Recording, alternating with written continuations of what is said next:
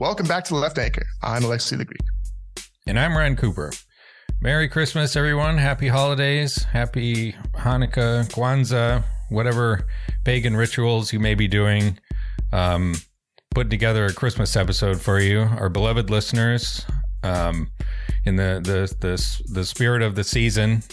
And it's true. It's true. We fondly remember doing the It's a Wonderful Life film review a couple of years back. And, there's only one It's a Wonderful Life. So we couldn't quite come up with an equivalent, but we thought to do something similar in, the spirit of Christmas. Yeah. So this time we're talking about everyone's two second and third favorite Christmas movies, of course, which are Children of Men and Die Hard. Yep, on every top 10 Christmas movie list, of course. Yeah. And I thought we could start off with Children of Men. This movie is getting on in years. I think it was 2007.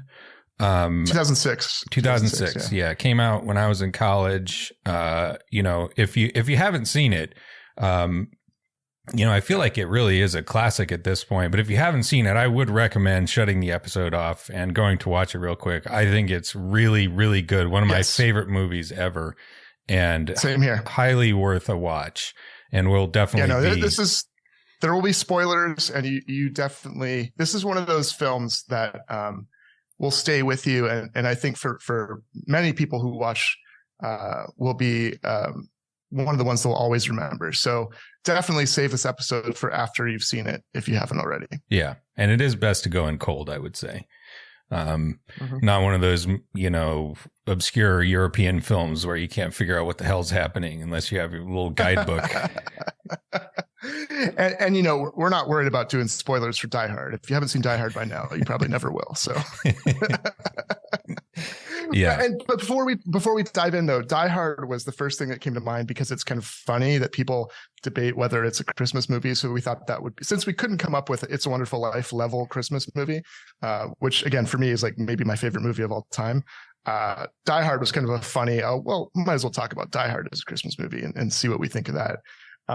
With the traditional political analysis connected with the film analysis there, but Children of Men we thought of as a Christmas movie for reasons we'll get into after we dig into it a little bit. But thematically, obviously, it's a dark film, and it took place not long after the beginning of the long war on terror, right after the invasion of Iraq, a couple of years, and but it nonetheless, I think, has a certain kind of Christmas spirit that we'll get to.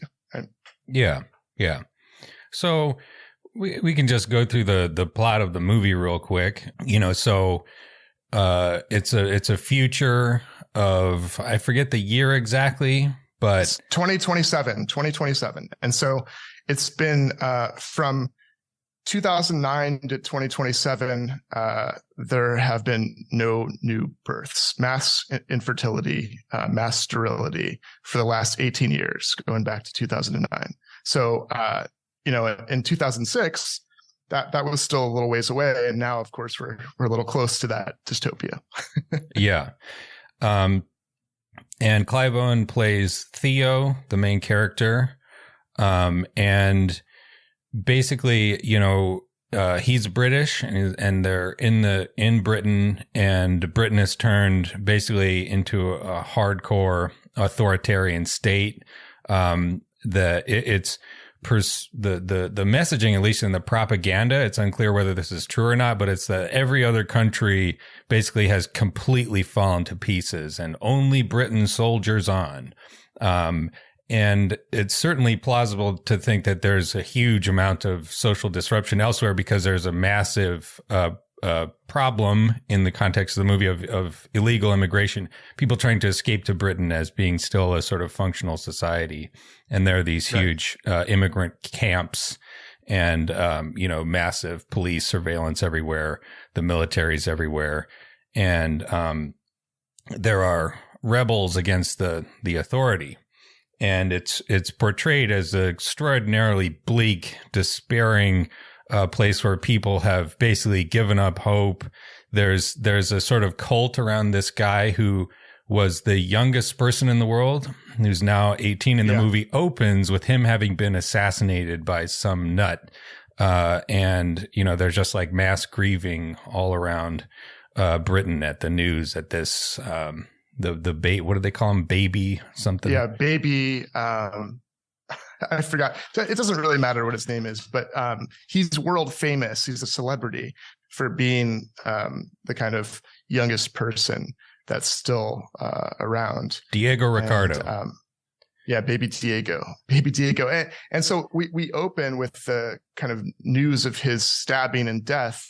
And then immediately after, our main character, Theo, who's getting his coffee. By the way, Mark Fisher, who we'll talk about a bit, he wrote a chapter on that include analysis of this film. And he points out that like, even though it's like a full fascist authoritarian state with internment camps and all that, you still have your franchise coffee places that coexist with the fascism, right?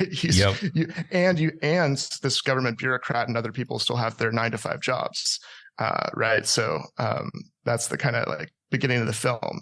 So that the world building begins immediately with a bomb exploding and with these images and with this news. Yeah. And by the way, it's unclear what's causing the infertility, but I think it's implied to be pollution. There's a lot of images in the film of just like pollution spewing cars, like devastated landscapes full of like toxic waste. And you know, you have like the scientific, we did this to ourselves, and then we have like the religious people who are like, this is God punishing us for our sins. So it's like, either way, secular or not, it seems like people think we did this to ourselves, right? In some way. Yeah. You have these millenarian cults, you know, out there like preaching on the street corner, you know, like flagellating themselves. And then you have these advertisements for like suicide pills from the government that are just like, you can't take it anymore. Just like walk out into the sunset.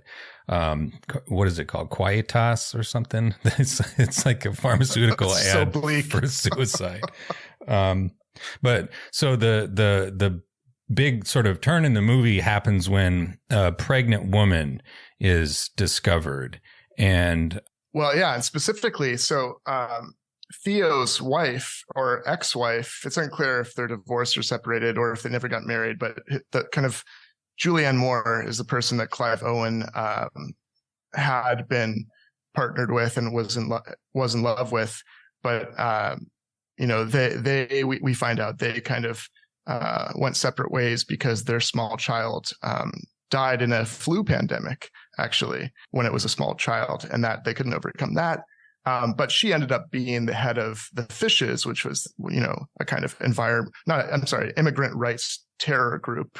That is smuggling, unbeknownst to Theo, is smuggling what will be the first pregnant woman in 18 years, right? But this teen, who I think it's very purposeful, is what they call a Fuji, right? Like a refugee. And, you know, there's all the anti-Islam, anti-immigrants, still with us, obviously, the xenophobia, Islamophobia, and anti-immigrant racism. But 2006, it was pretty stark as well, right? But I think for a reason, she's the one that is the first pregnant woman since this calamity began. Yeah. And but that's a big reveal after a number of things happen, and Theo is kind of roped into helping her get transit papers and taking her to hopefully this group called the Human Project that could help her with her baby and keep her safe and so forth. But a lot of things happened before that. So that's the thrust of the movie is rescuing this girl from one, being a wanted refugee, and two, protecting her as she's pregnant and about to give birth. Like she's ready to give birth when he meets her. And so he up until that point is kind of roped in by his ex, and ostensibly is getting involved just because he needs a little money, but really it's because he's kind of pining after his wife and misses her and so forth. But then she gets killed and it gets complicated real quick. That's the end of the preview, folks. As usual, we like to mention that this podcast is sponsored by the American Prospect magazine. So if you want to listen to the whole thing, You can subscribe at $5 a month if you want that, plus a free subscription to the website, plus the opportunity for a steeply discounted print subscription. You can do that if you so wish at $10 a month. And otherwise, thanks for listening. We'll see you next time.